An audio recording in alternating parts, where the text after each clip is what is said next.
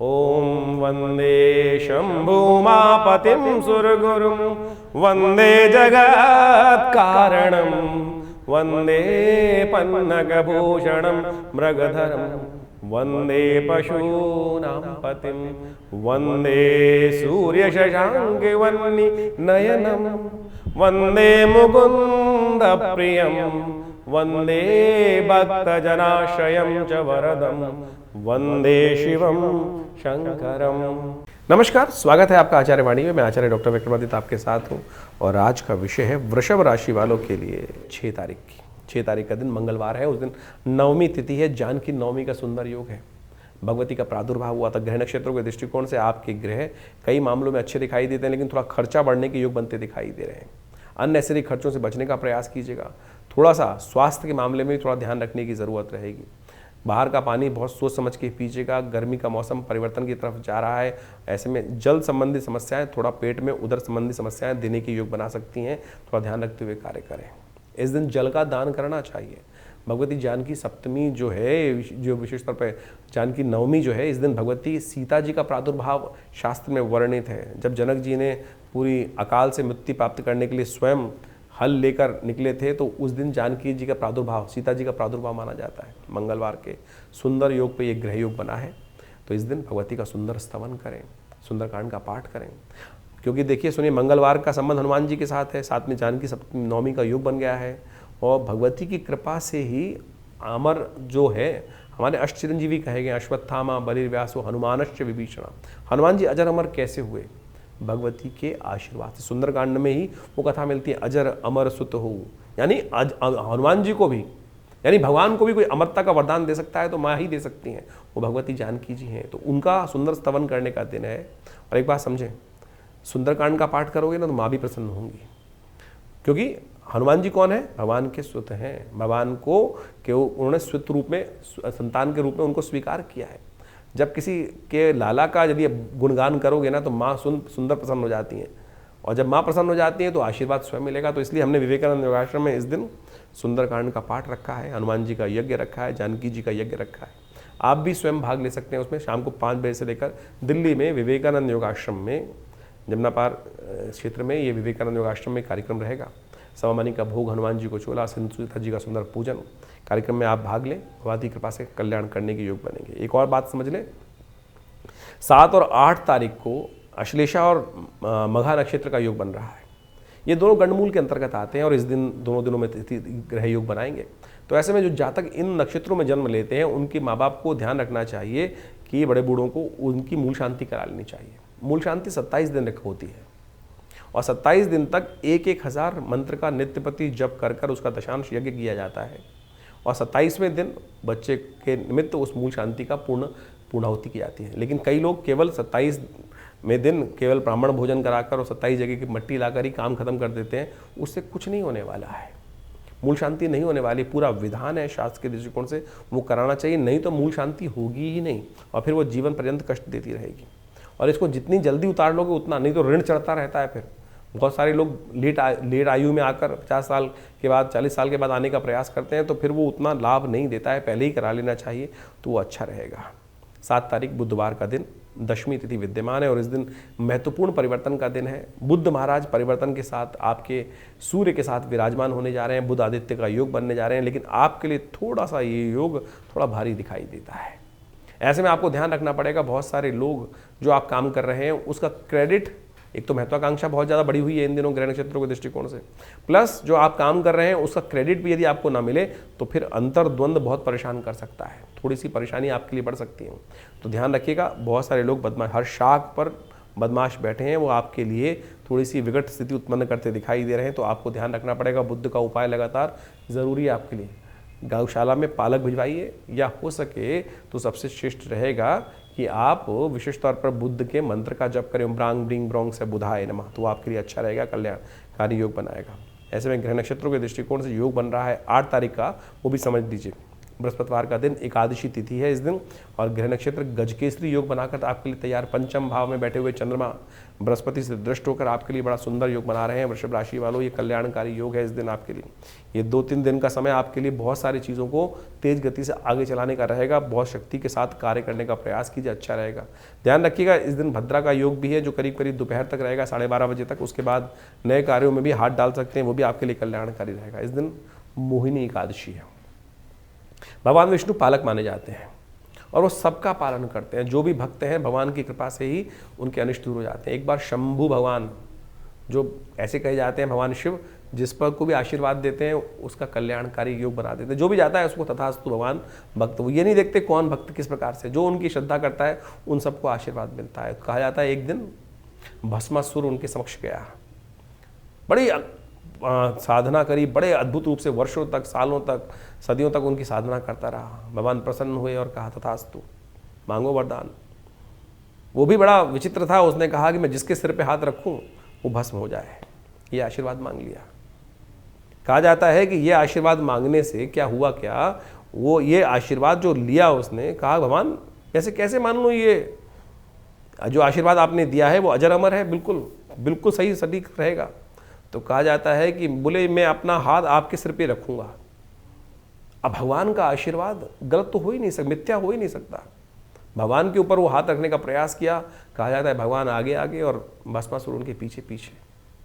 और ऐसे में भगवान ने मोहिनी अवतार धारण किया, भगवान विष्णु ने मोहिनी अवतार धारण किया। और ये मोहिनी अवतार धारण करने के बाद जब वो उस भस्मासुर के समक्ष भगवान शिव, कहा जाता है उसमें कपूर आग के फूल के अंदर में जाकर वो जो स्थान ग्रहण किया था, उन्होंने वहाँ जाकर विभिन्न बहुत कथाएं बड़े विचित्र हैं, लेकिन मोहिनी अवतार में भगवान ने स्वयं रूप में उपस्थित होकर प्रेम के वश में, भगवान प्रेम के वश में जब आते हैं ना तो नियम बदल देते हैं सब कुछ।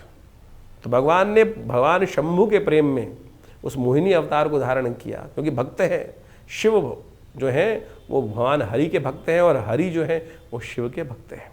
तो इसी प्रेम के वश में आकर भगवान ने मोहिनी धारण करते हैं और भस्मासुर को नृत्य करके मोहित कर लेते हैं अपने स्वरूप से। और कहा जाता है कि जैसे भगवान नृत्य करते हैं और भस्मासुर भी नृत्य करता है, भगवान अपना सिर अपने हाथ पे ले जाते हैं और भस्मासुर भी उस सिर को, अपने आशीर्वाद जो भगवान शिव से प्राप्त था उसी हाथ को अपने सिर पर ले जाता है और भस्म स्वयं हो जाता है।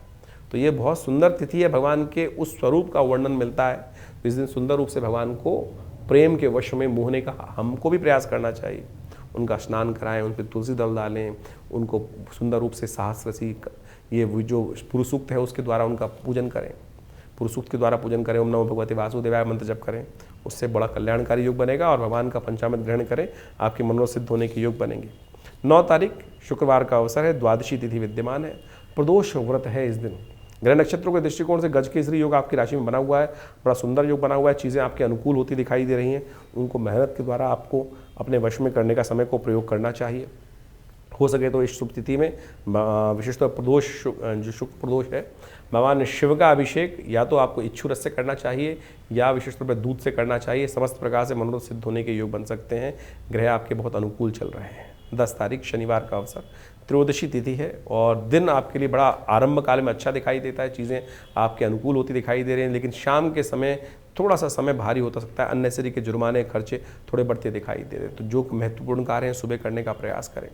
अननेसेसरी शाम को थोड़ा शत्रु बाधा उत्पन्न करने के योग बना सकते हैं। अननेसेसरी 2-3 दिन आने वाले जो हैं वो कहीं ना कहीं थोड़ी सी परेशानी का योग बन सकता है। इस दिन भगवती छिन्नमस्तिका की जयंती है। जैसे भगवती बगलामुखी जी का दिव्य स्वरूप है, 10 महाविद्या के अंतर्गत आता है, ये भी वही स्वरूप है जो ऐसा अकाट्य बाण है कि जो जिन चीज़ों में आपकी हार होती चली जा रही है उसमें विजय प्राप्त करने के लिए इनके जो प्रयोग हैं उनको यदि किया जाए तो बड़ा कल्याणकारी योग बनते हैं। तो ये मई के आरंभ काल के ग्रहों की गणना आपने समझी, तो ये समझ लीजिए मई का जो समय बहुत विशेष योग लेकर आ रहा है।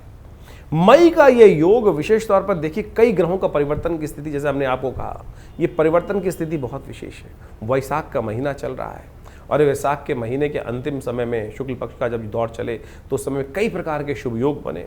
और एक समझ लेना चाहिए आपको कि आमतौर पर आजकल ज्योतिष के अंदर विशेष तौर पर ये बात हो गई है कि हम ग्रहों का निवारण किस प्रकार से करें, और हम जो उपाय बताते हैं ना वो वैदिक पुराणिक मत से बताने का प्रयास करते हैं। बहुत सारे लोग तथाकथित तौर पर टोटकों में फंस जाते हैं, लेकिन भारतीय संस्कृति में भारत को समझने के लिए वेद, उपनिषद, ये सब जो पुराण इत्यादि मत हैं, जो कथाओं के माध्यम से हमारे साथ जुड़े हुए हैं, एक तो हमारा इतिहास भी है और साथ साथ हमारे कष्टों के निवारण करने का वास्तविक सिद्धांत भी है। पंचांग के अंदर कई लोग अध्यात्म को बिल्कुल ही भूलने का प्रयास कर रहे हैं और कई लोग इस प्रकार से समझते ही नहीं है कि बहुत ज्योतिष भाई वेद का अंग है। ज्योतिष को अध्यात्म से हटकर देखा ही नहीं जा सकता है। अध्यात्म से हटके समझने का प्रयास करेंगे तो ग्रह गणना को विशेष तौर पर ना तो उसकी वास्तविकता आप समझ सकते हैं, वो तो मैथमेटिक्स कैलकुलेशन के रूप में आप उसको केवल गणनाओं के तौर पर समझ सकते हैं, लेकिन निवारण, कष्ट का निवारण जो है वो इतिहास में दर्ज है। पुराण, उपनिषद, वेद, ये सारा का सारा भारतीय संस्कृति का ऐसा एक सार गर्भित ग्रंथ है कि जिससे हमको जीवन जीने की कला भी समझ में आती है। और ये वैशाख का महीना चल रहा है जिसे भगवान ने अपना नाम दिया है। कार्तिक से भी बढ़िया कोई मास हो सकता है जिसमें सुंदर योग बनते हैं, चाहे वो विशेष तौर पर आप समझें, जिसमें आज हमने आपको समय कालांतर में बताने का प्रयास किया। अक्षय तृतीया वैशाख के महीने में आती है और साथ साथ विभिन्न प्रकार की जयंती आती हैं, बगलामुखी जयंती आती है। जीवन में कष्ट चल रहा हो, कैसे निवारण करेंगे? अगर एक पुराने हमारे कवि साहब ने लिखा, क्षमा शोभती उस भुजंग को जिसके पास गरल हो। अभी हम भारत के ऊपर इतनी भयावह स्थिति बनी, कुछ लोगों ने भारत के सम्मान को तार तार करने का प्रयास किया। यदि हम पे शक्ति नहीं होगी जैसे, तो हम कैसे, कोई भी आके थप्पड़ मार के चला जाएगा, और यदि शक्ति होगी तो उसका प्रत्युत्तर देकर अपने सम्मान को पुनः स्थापित करने का कार्य किया सकते हैं। बगलामुखी, छिन्नमस्तका इत्यादि की जयंती इस वैशाख के महीने में आती है। ये शक्तियों का इसीलिए शास्त्र में वर्णन है कि भाई जीवन में कष्टों का निवारण करने के लिए जो आपके पास शक्तियां हैं, ब्रह्मास्त्र हैं, उनका उपयोग किया जाना चाहिए। नहीं तो कोई भी आपके जीवन में कष्ट यदि आ रहा है तो ऐसा तो नहीं। हमारे ऋषि मुनियों की अद्भुत खोज है, बगलामुखी जी के ऐसे अकाट्य प्रयोग हैं कि जब, वैसे तो उनका प्रयोग निषेध है शास्त्र के अंदर, लेकिन जिस प्रकार से वो शब्द, जो मंत्र इत्यादि हैं, ओम ह्रीं बगलामुखी सर्वदुष्टानां वाचम मुखम पदम स्तंभे जिह्वाम कीले बुद्धिम विनाशे ह्रीं ओम, जिस प्रकार से उनका उपयोग है अद्भुत है, अद्भुत।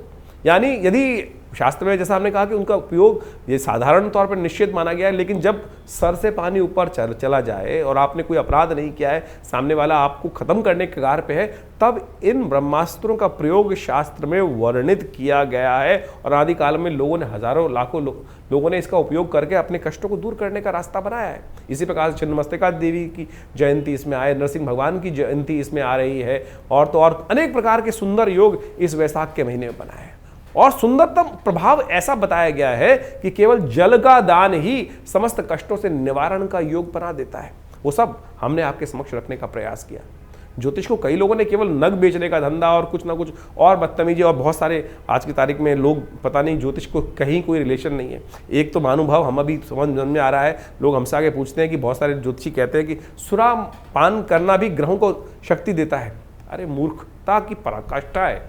किस प्रकार से शास्त्र में कहां, किस प्रकार से, कौन से जगह वर्णित है जिनको शब्दों का, संस्कृत का एक आ ई उ का ज्ञान तक नहीं है, शब्द पता ही नहीं है कि जो किस प्रकार से उपस्थित करने की बात कर रहे हैं। कई लोग तो आज भारतीय संस्कृति को इस प्रकार से कहते हैं कि देवता जो सोमरस का पान करते हैं उसको हम मदिरा के साथ जोड़ देते हैं। अरे मदिरा और सुरापान में बहुत फर्क है। सुरा का मतलब होता है चंद्र से निकला हुआ अमृत के समान शीतल पेय जो अमृतत्व का वर्णन करता है। क्या वो सुरा के, मदिरा के साथ उसको जोड़ सकते हैं आप? और अभी ज्योतिष में ऐसी वर्णन कर रही है कि किसी को मदिरा पिलाना भी उपाय होता है, ग्रहों को शक्ति दे देता है, सत्यानाश कर देगा। किसी भी ज्योतिष के वास्तविक तौर पर अनुभव के ग्रंथ की बात करें तो वहाँ ये लिखता है शराब और कबाब, चाहे लाल किताब, चलिए आज की तारीख में प्रचलित लाल किताब है, वहीं जाके पढ़ लीजिए कहाँ किस ग्रह के उपचार के लिखा है। वहाँ तो ये बात लिखी है कि शराब और कबाब जिसकी ज़िंदगी में आ जाएगा वो बर्बाद हो जाएगा व्यक्ति। तो आप समझें ज्योतिष को जिस प्रकार से आज तथाकथित लोगों ने जिस प्रकार से पहुंचाया है, कहां कहां पहुंचा दिया है, उन सब को आज हटाने का हम प्रयास करें सही रूप से। हमने ज्योतिष को वैदिक ज्योतिष के साथ जोड़कर आपके समक्ष उपाय रखें। और इस वैशाख महीने में आप समझें, हमारे यहाँ व्यवस्थाएं बताई गई है, माधव मास इसका नाम रखा गया। केवल जल का दान, कलश भरकर जल का दान करने से ही आपके जीवन के, इस मास में कहा जाता है कि एक बार हरि नाम का स्मरण कर लें तो आपके समस्त कष्ट निवारण करने के योग बन जाते हैं। तो आप इन सब सिद्धांतों को सही रूप से समझने का प्रयास करें। और जैसा ज्योतिष की गणनाओं पे इस महीने में, मई के महीने में बहुत ग्रहों का परिवर्तन है, जीवन परिवर्तन की तरफ जा रहा है। गुरु अतिचारी स्थिति में आ चुके हैं और वो ग्रह परिवर्तन, राशि परिवर्तन का एक महत्वपूर्ण योग बना रहे हैं इस मई के मध्यकाल में। इसके साथ साथ राहु का परिवर्तन का योग बन रहा है। ये सारे परिवर्तन आपके लिए बहुत महत्वपूर्ण रहने वाले हैं, एकदम स्थिति परिवर्तन की तरफ जाने वाली है। ऐसे में थोड़ा सावधान रहकर देखिए, ग्रह गणना के अनुसार से ये भी समझ लें, क्योंकि इस समय में जो ग्रहों का योग बन रहा है, आप समझें कि जो ग्रहों का योग बना कि जो रविवार के 5 योग बन गए, और कई बार यदि दृष्टि देखें जिन जिन क्षेत्रों में 5 मंगलवार का योग की एक तिथि बढ़ रही है, कहीं ना कहीं तिथि बढ़कर जो है वैशाख पूर्णिमा से आगे निकल जाएगी, तो मंगलवार का योग भी आ जाएगा, तो 5 मंगल का योग बन जाएगा।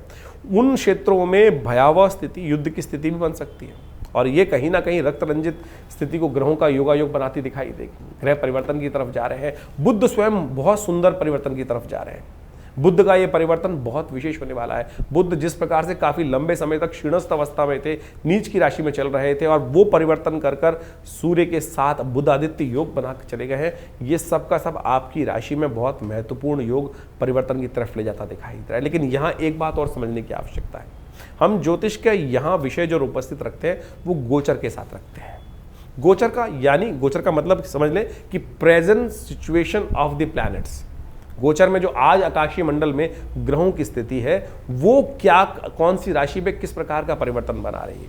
लेकिन आपका जन्म एक विशेष समय पर हुआ है, उससे आपकी जन्मपत्री बनी, उससे आपके नक्षत्र की कैलकुलेशन से दशाएं निकाली गई, दशाएं, अंतर दशाएं, ग्रहों की इंटरनल स्थिति, उन सबको कोरिलेट करने की आवश्यकता है। अगर विंशोत्तरी दशा, अंतर दशा, प्रत्यंतर दशा के अनुसार से आपका समय अच्छा चल रहा है और गोचर में भी वही ग्रहों का योग बन जाए तो वारे न्यारे हैं। और बाई चांस यदि विंशोत्तरी में अच्छा नहीं चल रहा है, गोचर में अच्छा चल रहा है, या गोचर में अच्छा नहीं चल रहा है, विंशोत्तरी में अच्छा चल रहा है, तो उसका इंप्रेशन अलग हो जाएगा। तो इसलिए जन्मपत्री इत्यादि को बहुत अच्छे से गोचर के दृष्टिकोण से तो समझ में आती है चीज़ें।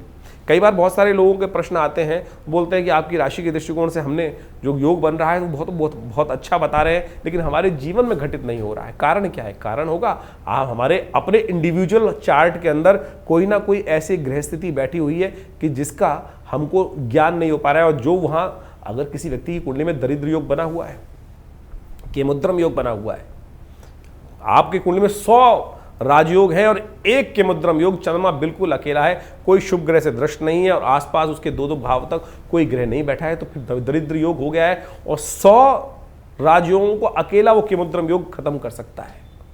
अगर किसी कुंडली में है तो गोचर में लाख दर्जे अच्छे ग्रह हो जाए, कुछ होगा ही नहीं, तो उसका निवारण करना पड़ेगा। ग्रहों का स्थिति को समझते हुए कैसे उस ग्रहों को, अशुभ ग्रहों के योग को जो आपकी जन्मपत्री में चल रहे हैं परिवर्तन के योग बनाने हैं। अब आपकी गोचर में जो अच्छे ग्रह हैं, लेकिन आपकी विंशोत्तरी अंतरदशाओं में जो ग्रह की स्थिति बनी हुई है वो कहीं ना कहीं मारने के योग बना रही है, कहीं ना नुकसान करने के योग बना रही है, तो कैसे परिवर्तन का योग बनेगा? तो गोचर के दृष्टिकोण से और इन सब चीज़ों को समझने की आवश्यकता है।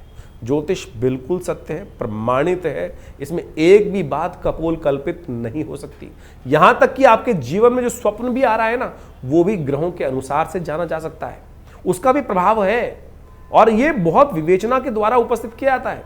बहुत सारे जीवन में आपकी कुंडली में सपोज एक व्यक्ति आए हमारे पास और उनकी कुंडली में बहुत वर्ष पूर्ण किया था, पिताजी के साथ जन्मपत्री देखने का अवसर मिला उनका, और वो बड़े परेशान थे, और हिंदुस्तान के एक बहुत बड़े ब्यूरोक्रेट थे, एक उपराष्ट्रपति थे, उनके बहुत अच्छे निजी सचिव थे शायद, बहुत पुरानी बात है। और वो जन्मपत्री दिखाने आए हमारे पास पिताजी के समय पर, और आप समझे उनकी जन्मपत्री के अंदर वो बात देखने आए थे, महाराज जरा देखें जन्मपत्री हमारी क्या है।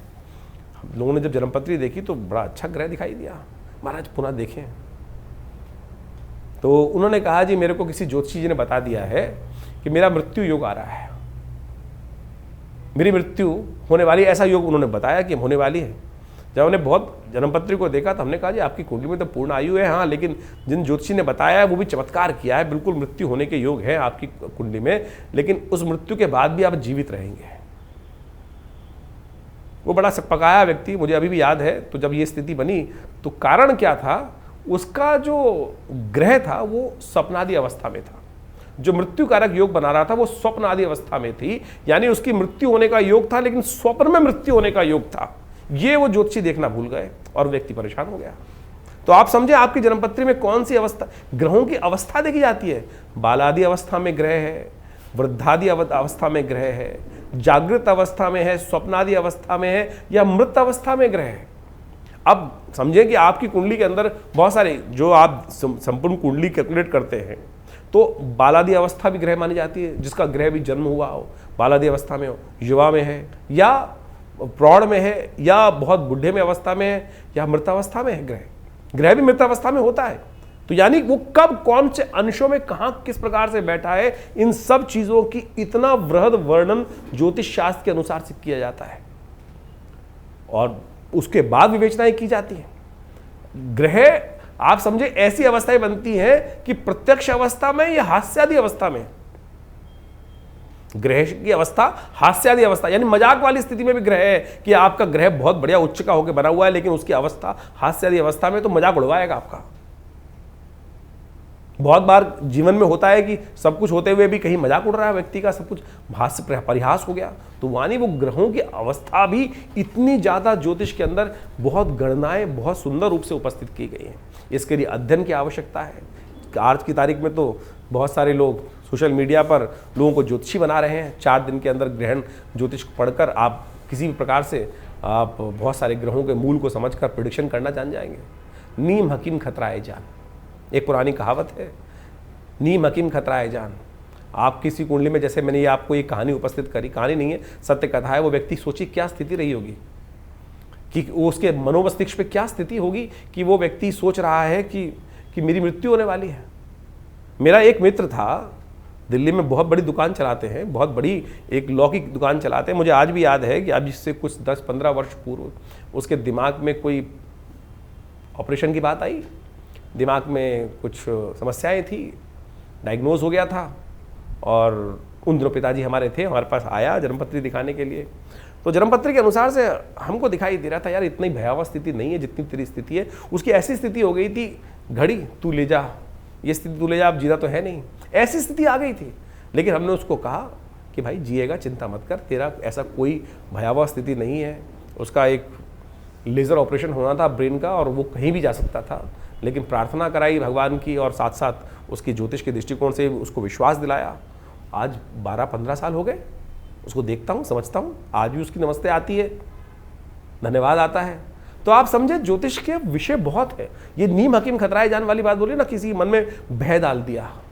आज पूरा खेल भय का चल रहा है। चाहे किसी भी फील्ड में चले जाओ, किसी डॉक्टर के पास चले जाओ, वो कह देता है कि भाई ये तो बहुत खतरनाक बीमारी है, इसका तुरंत ऑपरेशन करा लो, कुछ और है नहीं, व्यक्ति बेचारा वैसे ही परेशान हो जाता है। तो ज्योतिष भय दिलाने वाली स्थिति नहीं है, ज्योतिष विश्वास दिलाने वाली स्थिति है। आपके जीवन में परिवर्तन लाने का रास्ता बनाया गया है। आपके जीवन में सिखाया जाता है कि कोई भी कष्ट है उसका सकल पदार्थ है जगमाही, कर्महीन पुरुष पावत नहीं। कर्म सही दिशा में कर्म किया जाए, जो उपाय निवारण, कारण जानने के बाद निवारण जो है वो ज्योतिष के उपनिषद इत्यादि यानी पुराण इत्यादि में ही तो वर्णित किया गया है कि किन किन के जीवन में कहां कहां घटना बनी, उन्होंने सत्यनारायण कथा करी और उससे उनके जीवन के कष्ट दूर हो गए। तो यही तो निवारण है। आज की तारीख में लोग बैठे हैं कि भैया वो शराब पिला दो, इस दिन शराब पी लो, इससे ग्रह परिवर्तन हो जाएगा, शुक्र और बलिष्ठ हो जाएगा। बलिष्ठ क्या होगा, आपका जीवन में समस्याएं कुछ और हो जाएंगी। आप सोचें कि आज की तारीख में लोग चुटकी बजाकर स्थितियों को उत्पन्न करने के लिए आज जो भी स्थिति की जा रही है वो ज्योतिष के दृष्टिकोण से कहीं उनका ज्योतिष से कोई मतलब है नहीं। तो हम इन समस्त चीज़ों को आपके समक्ष पूरी तरह से ज्ञान वर्धन करने के साथ साथ चीज़ों को सही रूप से करने का प्रयास करते हैं। तो ज्योतिष को सही रूप से समझें, चीज़ों को अपने जीवन में उतारने का प्रयास करें। जन्मपत्री आप दिखाना चाहते हैं तो उसके लिए अपॉइंटमेंट भी ले सकते हैं और हमारे यहाँ से आपकी अपनी जन्मपत्री प्राप्त करने के लिए, अपने ग्रहों को समझने के लिए, कौन से आपके योग बने हुए हैं, किस प्रकार के योग बने हुए हैं, कौन से ग्रह कब फलीभूत होंगे, आपके लिए कौन सा उपाय श्रेष्ठ रहेगा, जनरल प्रेडिक्शन के तौर पर बहुत सारे लोग हमारे पास आते हैं। हम नक का विरोध नहीं करते भाई, हम कहते हैं सत्य पहने असली पहने, रुद्राक्ष इत्यादि जो भी चीज़ें शास्त्र में वर्णित है कहीं गलत नहीं है, कहीं कोई गलत नहीं है, लेकिन शुद्ध तो हो, सही तो हो। यदि आप हमारे यहाँ कौन से नग आपके लिए है वो भी बता दिए जाते हैं, हम बताएंगे बिल्कुल, लेकिन हम बेचते नहीं। हम तो कोई बेचते नहीं हैं, बता जरूर देंगे। आप जानना चाहें तो आपको बता दिया जाएगा। तो वो जन्मपत्री के बहुत सारे मॉडल्स हैं हमारे यहाँ, वो भी आप निकलवा सकते हैं, अपनी जन्मपत्री की विवेचना करा सकते हैं। संबंध किस प्रकार से रहेंगे, कौन सा समय आपके लिए अच्छा है, दिशाओं में कौन सा समय आपके लिए उपयुक्त आ रहा है, कब आपको अपने जीवन में आगे बढ़ने के लिए कार्य करना चाहिए, कब आपके जीवन में कार्य करने से आपको बचना चाहिए। तो आप उन सब संबंधों में जानने के लिए आश्रम के साथ संबंध साध सकते हैं। बहुत सारे विभिन्न प्रकार के उत्सव समय समय पर हमारे आश्रम पे होते रहते हैं, उनके बारे में भी आपको हम समय समय पर अवगत करा सकते हैं। आप अपने नाम से अपने उन यज्ञों में भाग लें, स्वयं आए, यज्ञ में बैठें, भगवान की प्रार्थना करें, देखिए चमत्कार होगा, कष्ट निवारण करने का योग बनेगा।